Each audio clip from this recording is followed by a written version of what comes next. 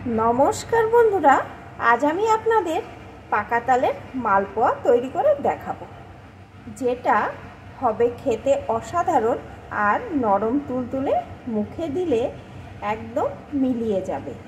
আবার 2-3 দিন যদি ঘরেতে ভেজে রেখে দেন, একদম তুলোর মতন নরম থাকবে। তাহলে আসুন বন্ধুরা, আমি কিভাবে এই নরম তুলতুলে রসালো লোভনীয় মালপোয়া তৈরি করি, প্লিজ বন্ধুরা একটা লাইক দিয়ে দেখতে থাকুন।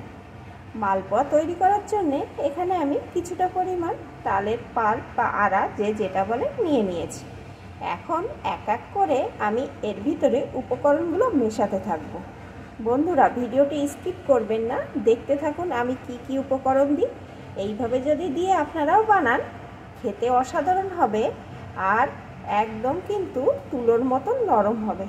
অনেক সময় দেখা যায় মালপোয়া ভাজার পরে শক্ত হয়ে যায়, বা একদিন ঘরে রাখার পরে দেখবেন কেমন চিট মতন হয়ে যাচ্ছে।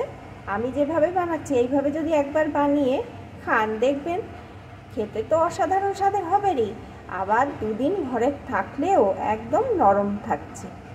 অনেক সময় মালপোয়া তৈরি করলে একটু বেশি থাকলে ঘরেতে রেখে দেওয়া যায়, কিন্তু শক্ত হয়ে যায়, খাওয়া যায় না। কিন্তু এইভাবে বানিয়ে দেখুন, 2 দিন পরেও ভালো থাকবে। এখন আসুন দেখতে থাকুন। প্রথমেই আমি এই তালের পাল্পের ভিতরে দিয়ে দেব সুজি।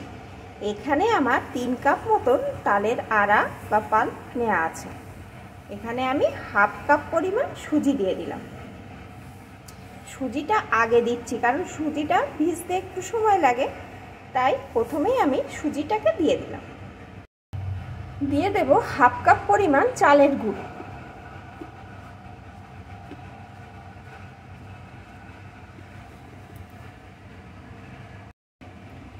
দিয়ে দেব গুঁড়ো দুধ। এখানে আমি 10 টাকার প্যাকেট একটা গুঁড়ো দুধ দিয়ে দিচ্ছি।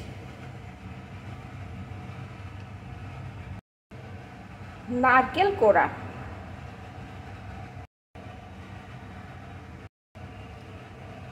তিন টেবিল চামচ মতন দিয়ে দিলাম। দিয়ে দেব ময়দা। ময়দাটা এখানে আমি 1/2 কাপের একটু বেশি পরিমাণ দিয়ে দিলাম।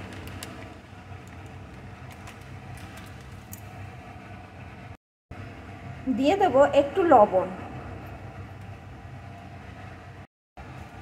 স্বাদ মতো চিনি।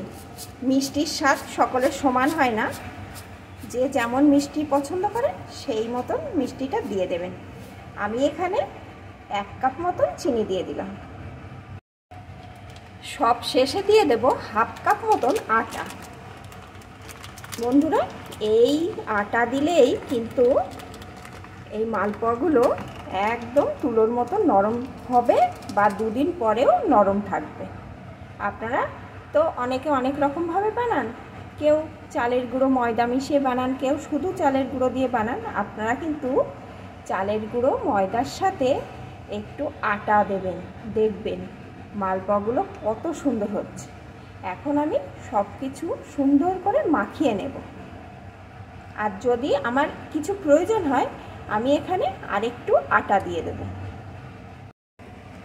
সব কিছু সুন্দর করে এখানে মাখিয়ে নিয়েছি। আমার কিন্তু আর কোনো কিছুর দরকার পড়েনি। আমার সম্পূর্ণ উপকরণ দিয়ে এটা সুন্দরভাবে মাখা হয়ে গেছে। দেখুন এই রকম পর্যায়ে এসছে ব্যাটারটা।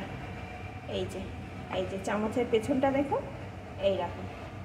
এখন এটাকে 15-20 মিনিট মতন আমি রেস্টে রেখে দেব, তাহলে সুজি চালের গুঁড়ো সব ভালো রকম সেট হয়ে যাবে আর চিনিটাও ভালোভাবে মিশে যাবে ব্যাটারের সাথে। এখন 15 মিনিট পর আমি ফিরে আসছি।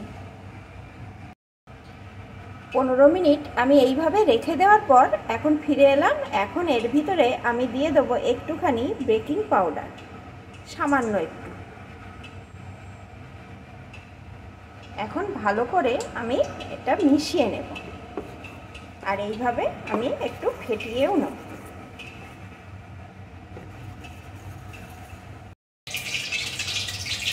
ভালো করে আমি এইভাবে বেশ কিছুক্ষণ ফেটিয়ে নিয়েছি। দেখুন বন্ধুরা ব্যাটারটা কিন্তু এরকম পর্যায়ে এসছে, এরকম। এখন কিন্তু আর আমি ওয়েট করব না, এখনই মালপোয়াগুলো আমি ভেজে নেব। মালপোয়াগুলো ভাজার জন্য এখানে আমি কড়াইয়ে পরিমাণ মতো সাদা তেল বসিয়ে দিয়েছি। তেলটাকে ভালো রকম গরম করে নিয়েছি।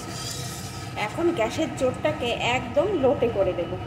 দিয়ে যে ব্যাটারটি তৈরি করে রেখেছিলাম ওই ব্যাটারটি থেকে চামচে করে নিয়ে এর ভিতরে দিয়ে দেব।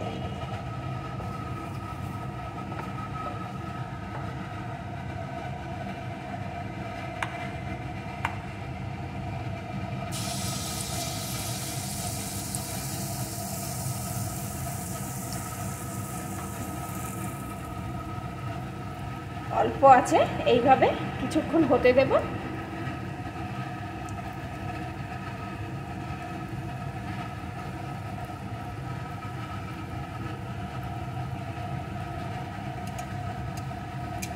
উপরে একটু তেল তুলে দেব।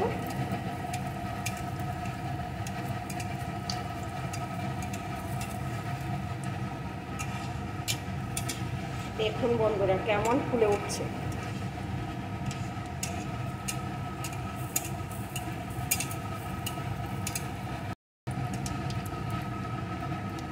এখন এটাকে উল্টে দেব। উল্টে দিয়েও কিছুক্ষণ রেখে দেবো। দেখুন কত সুন্দর, একদম বলের মতন ফুলেছে।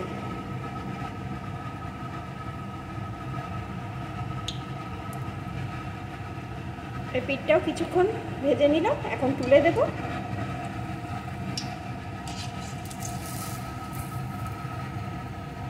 এই যে দেখ, কাছ থেকে দেখাচ্ছে কতটা সুন্দর।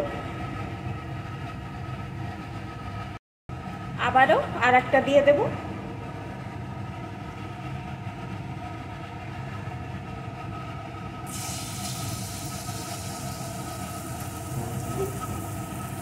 একইভাবে আবারও রেখে দেব কিছুক্ষণ।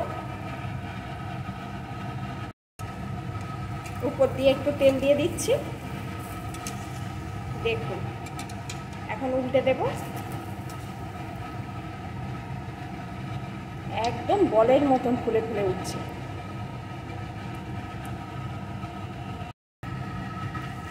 এটাকেও তুলে নেব। তুলে নিলাম। এইভাবে আমি বাকিগুলোকেও ভেজে নেব। বন্ধুরা আমার রেসিপিটি আপনাদের কেমন লাগলো প্লিজ কমেন্ট করে জানাবেন। ভালো লাগলে একটা লাইক দিয়ে দেবেন।